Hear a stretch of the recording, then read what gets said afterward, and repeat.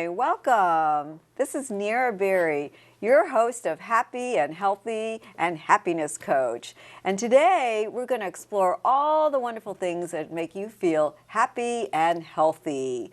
And we have a wonderful guest today. And please welcome Katey Boerner. Welcome, Katey. Thank you. Katey is the Executive Director of Glen Echo Park Partnership for Arts and Culture. So, wow. So, Katey, tell me a little bit about Glen Echo. Like, maybe just give me a little overview. Well, Glen Echo Park is a former amusement park that is now an arts and cultural center. And there is just a lot to do there. There are 2 children's theaters, there's a historic ballroom, there's a carousel, there's lots of visual arts classes. So it's sort of turned from an old amusement park that closed down into an incredible arts center for the family, for individuals, and just a great place to come. Yeah, I've heard about it, and I know I've utilized it for years and years, with my children and my family and all the different aspects of it. So I'm so glad to be able to share all this information that, that people can utilize it and really enrich their lives. It really is. So tell me, how did you get interested in being a part of it? I actually was hired as the first executive director of the new nonprofit back in 2002 that was going to manage the park. The park had been run by the National Park Service. The property is owned by the National Park Service, and it had had programs going on, but they wanted to create a new management structure there to kind of promote it and be the central organizer. And so Montgomery County actually created our organization, and I was hired because I had a background in arts management. Oh. Yeah. So tell me, how did the park even come to be? Because this is it has a historical significance, right? Yeah. So the park is located actually right on the Potomac River in the Glen Echo area, which is sort of between Palisades and Cabin John in Bethesda area. It's a beautiful area. So first and foremost, it's an environmental asset because it's a swath of land. It's 9 acres on the Potomac River. It's actually right above the C&O Canal. And so that is the reason it was developed in the 1890s as a retreat, along with the development of the town of Glen Echo. It was developed as a Chautauqua retreat, which is a hard word to say and a hard word to spell, but basically it was a summer retreat for people to come to, but that business did not last. Basically, it went out of business after a couple of years. Oh, so it was like a private business? So it was a private franchise, but started by 2 brothers, the Baltzley brothers, who established the town of Glen Echo, and they also established Glen Echo Park and thought they were going to make their fortune from this. They invested a huge amount of money, but they also had a rumor that someone had gotten malaria and that people were getting sick. It's one of these situations where it lasted 1 year and then went out of business. Oh. So then after that, the trolley car was running out to Glen Echo Park from DC. And so it began as one of these trolley parks, is what they call them, an amusement park at the end of the trolley line, because in those days they were trying to get people to ride out of the city to destinations out of the city, not commute into the city. It's the opposite of what we do now. Yeah. They were trying to find reasons for people to use the trolley car because not that many people lived outside of the city. So they created Glen Echo Amusement Park, and actually the original owner was what is now Metro, but then it became a private company. It was a privately held company that ran the amusement park for about 70 years. Wow. So the amusement park closed in the late 60s. And that's a whole long story because it was a segregated amusement park and there were demonstrations, and it was just part of the Washington, D.C. history of entertainment sites. It closed in the 60s and then became kind of an abandoned set of historic buildings. And at that point, the National Park Service took it over and basically managed what is now the arts program in these old amusement park buildings. And we were really lucky because in the early 2000s, we got an influx of money to fix everything up. So that's when our organization came in and Montgomery County got involved, because the Park Service did a lovely job using what they had, but they had no money to fix anything up. So it became kind of a consortium of community leaders that got together and said, we want to make sure these buildings last and that there's lots of programs for everyone to enjoy in safe new buildings. So we have really been fixed up. So some people haven't ever seen the new renovations. So that's one thing. They might remember the old amusement park, or they might remember having gone to Glen Echo Park in the 80s or the 90s. And it's changed a lot since then because we've had everything renovated. I remember there used to be an old carousel. Is that still there? So the highlights of the place are a historic 1921 Denzel carousel. And it is an amazing carousel. It's called a menagerie carousel, and it has all different animals on it. And that was blessed with an anonymous gift about 20 years ago of $500,000 that enabled us to fix up all the animals on the carousel and hire the top artist in the country to do the restoration. It also has a band organ with it, which plays almost like player piano, reels of spools of music. And that is an amazing instrument that someone from the Smithsonian maintains for us. Wow. And we have a whole collection of music, too. So the carousel is an incredible piece of equipment and just big toy for all of us to play with. And it's open from April to September. And our organization operates the carousel and maintains it in partnership with the Park Service, of course, because it's their possession. But it's a really amazingly maintained carousel, and it's sort of the height of carousel design at that point. They produced these animals in a factory but finished them off with hand carving, and then they were painted incredibly. So it's a beautiful, beautiful carousel. Wow. I think if I worked there, I think I would go for a ride at least once a day. Yeah. It's really fun. We all usually take a ride at the end of the season, all of the staff, and get our picture taken. Nice. Yeah. Nice. So you mentioned that, some of the programs, you mentioned like there's arts programs. Yeah, so basically there are sort of some blocks of programming. There's children and family programming, and then there's what we call our visual arts program primarily, with a lot of art studios, and then there's a social dance program. So those are kind of the big blocks of programming, and the visual arts piece includes a lot of studios and classes. There are 500 classes in our catalog, and you can take everything. 500? Yeah, you can take everything from painting and drawing, photography, pottery is really popular, glass blowing is amazing just to even come watch and then try your hand at. We have just a lot of art forms there. Even stone carving. We have a whole bunch of stone carving students. So there are lots of little studios spread around the park. Some are in tiny little studios and some are in bigger spaces. But probably the majority are the painting and drawing classes and photography and some of the, core things like pottery. But pottery's been there since the 1970s. And is an incredible program that a lot of people try. So, what's your most popular art class?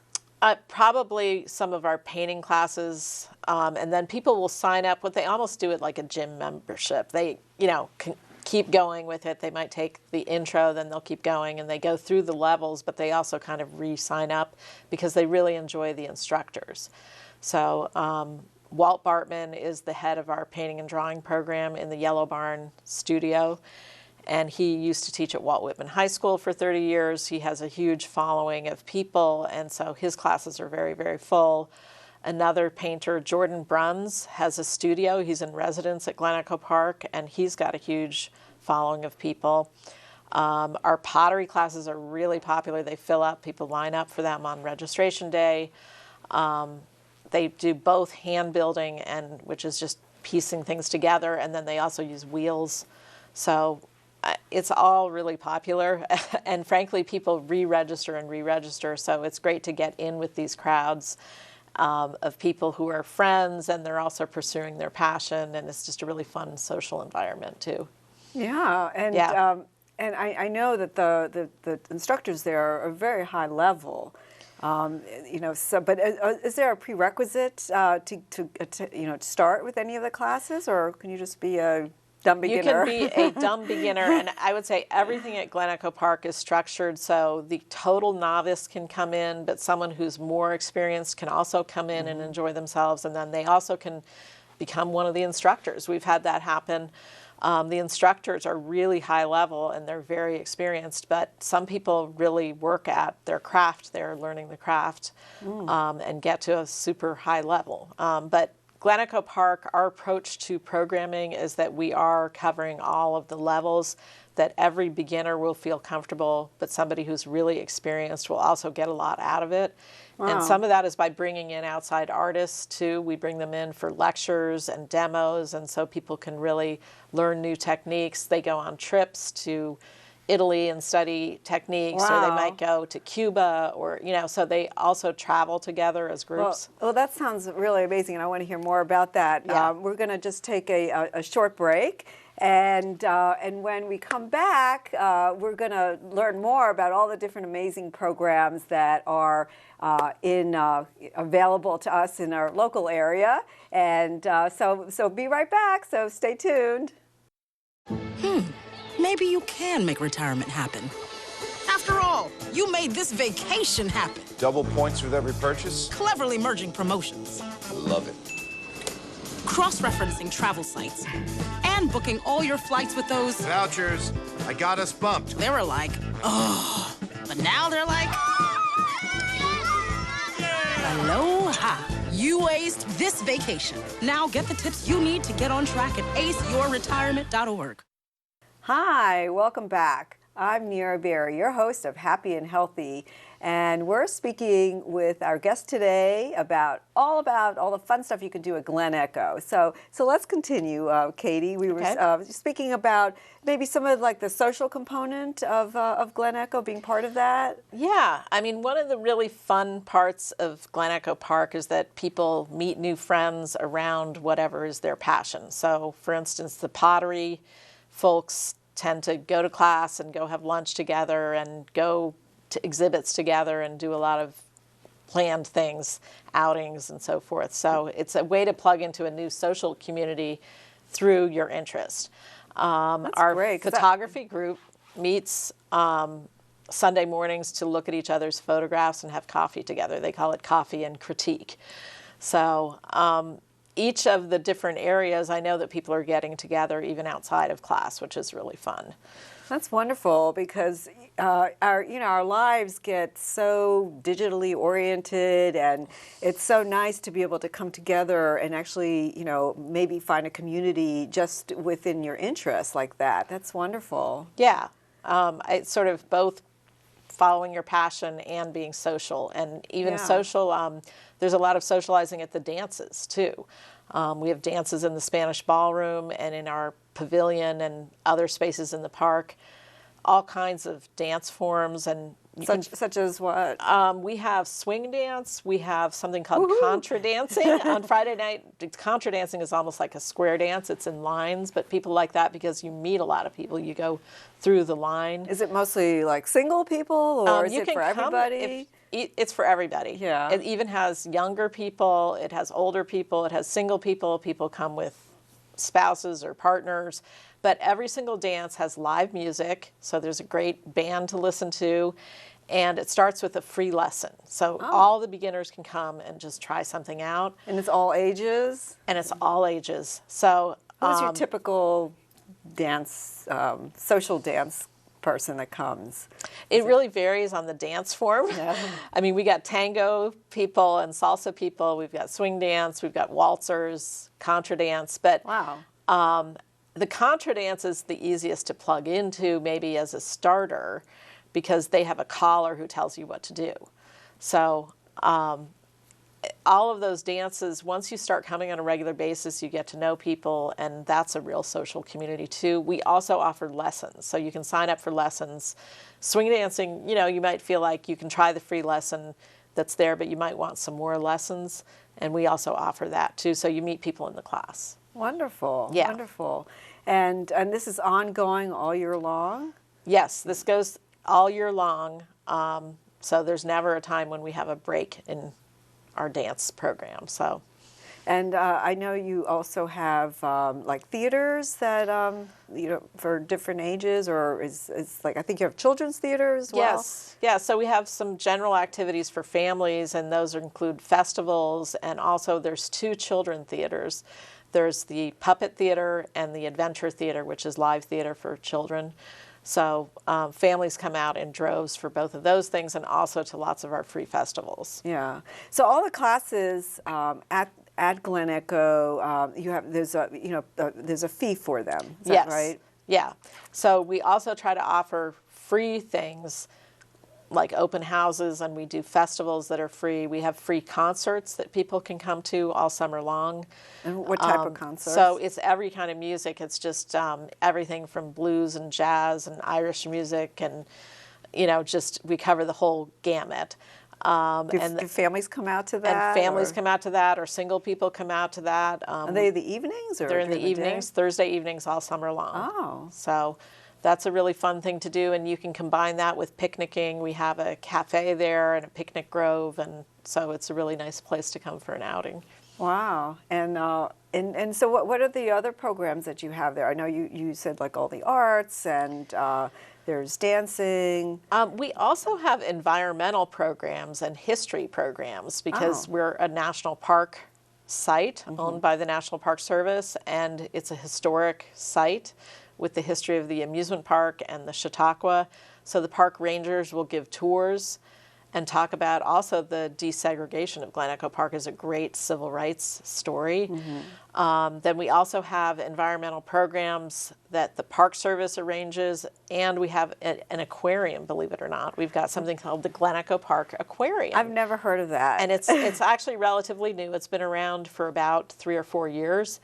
But it's in a space where we've always had environmental education programs, and the purpose of it is to teach about the Chesapeake Bay watershed, and we are right there on the Potomac River. We're a national park site, and so this is a great opportunity to show kids what lives in the bay and how the water flows to the bay and how important our environment is. Oh, and how large is it? It's small. It's small. Yeah. It's a little. It's about 1,000 square feet, with a collection of critters that can be touched or seen. Oh. And they have summer camps and birthday parties and open hours when you can just visit. So you won't find like any blue whales there? No, there's not any whales there, but it is an amazing teaching center, and they do a lot of creative projects using fish and all the Chesapeake Bay materials, and they work with kids. Actually, they cross into the arts, so they have some arts projects too. Fascinating. Yeah. I love the way that everything is so integrated. One thing can lead to the other. Like you said, with the arts, the aquarium, and just then the community, and then the theater and all that. It's really like I like the whole process. And Glen Echo Park feels like a retreat that's close in. It's only 10 minutes out of DC. And it feels like you've gone somewhere really, really different, because the buildings look different. They have the neon, and they're all Art Deco era buildings. The Spanish Ballroom is on the Historic Register. Actually, a lot of the buildings are, but that's probably our most iconic building. Why is it called Spanish Ballroom? It's actually Spanish style.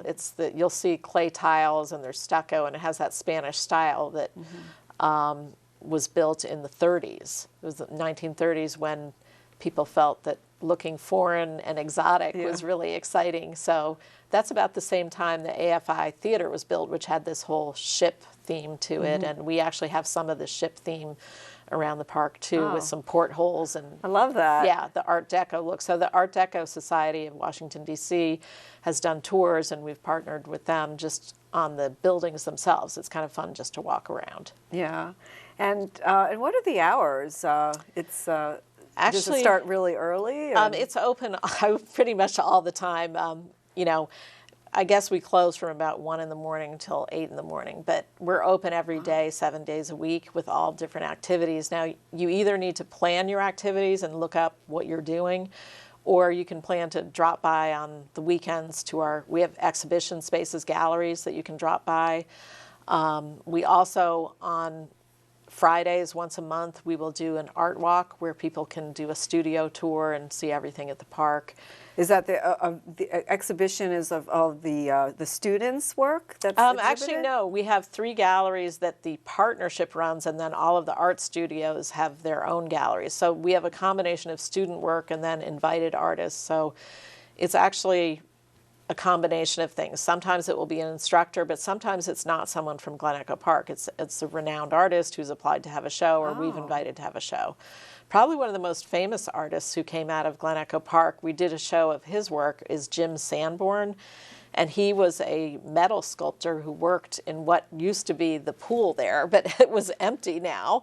And he created a foundry there and became really famous. He's done a sculpture that's at the CIA called Kryptos, and he's done work that's all over the world. So that's probably one of our most exciting artists to come out of Glen Echo Park, and he worked there in the 70s. And it's so interesting how people can evolve and really explore their creativity there, and maybe find a whole new, passion and career for themselves. Yeah. I mean, it's amazing what he's accomplished after he was collecting scrap metal from the federal government and just kind of working in a free space, and then became an incredible artist. I mean, he had an amazing background and ability. Wow. So that is really amazing. Yeah. So if somebody was interested in finding out more about, the programs and all the amazing things that you have, how can they find out about you? Do you want to give information about your website? Our website's really easy. It's glenechopark.org, because it's a nonprofit. And they can find us on Facebook. We have Instagram. They should be able to find the park fairly easily. Yeah. But there are a lot of people associated with Glen Echo Park, so they can look for the Glen Echo Park Partnership, and that'll help them out finding our website. So, okay, great.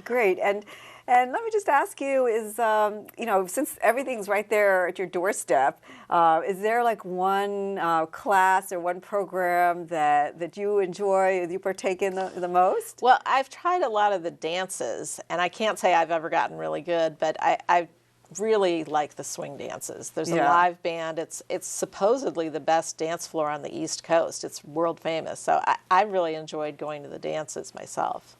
Sounds like fun. Yeah, sounds like fun. It is really fun. I want to go there and check out some of those things. I hope you do. Yeah, I will. So thank you so much, Katey Boerner. I really appreciate you being here today and enlightening us, and all the things that we can do to enrich our lives and have fun and really just enjoy more recreation altogether. So thank you so much. I really appreciate it.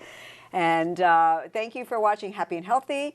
Nira Berry, your host and happiness coach. And we have one more segment coming up, so stay tuned for What's Good to Know. We just finished dinner, and it was time for homework. He hates homework. I know he's bright. Why is it so hard for me? He's just trying gotta as try a hard little as harder. I can. 1 in 5 children struggle with learning and attention issues. Go from misunderstanding to understood.org.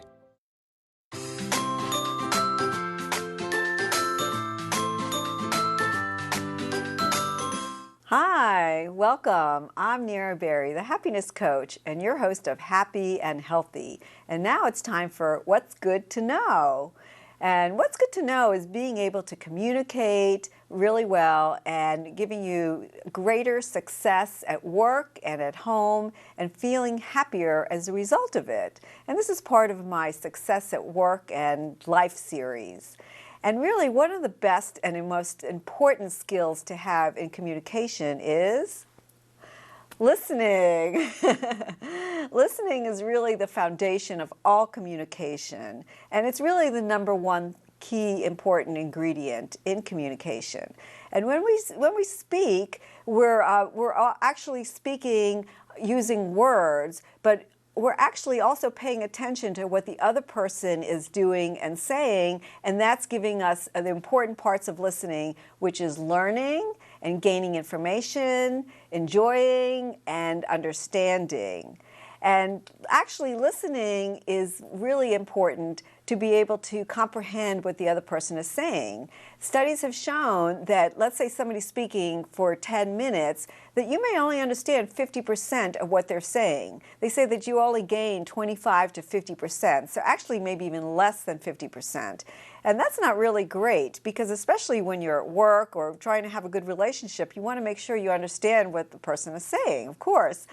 So to be able to listen, try active listening. And by active listening, it's not thinking about putting in your 2 cents when the person's talking, and it's not about like formulating an answer right away, but really maybe interactive listening. You know, maybe asking the person, oh, I'm hearing what you say, and this is what I'm getting, and try to get like some feedback about what you're actually hearing.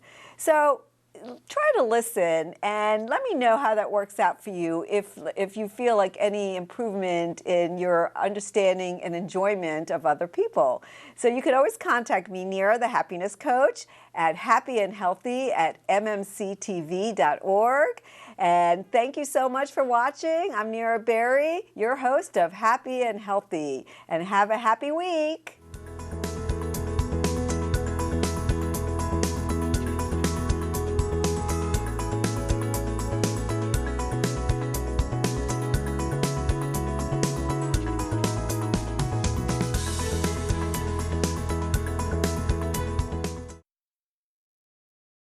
Sweetheart, think about your future.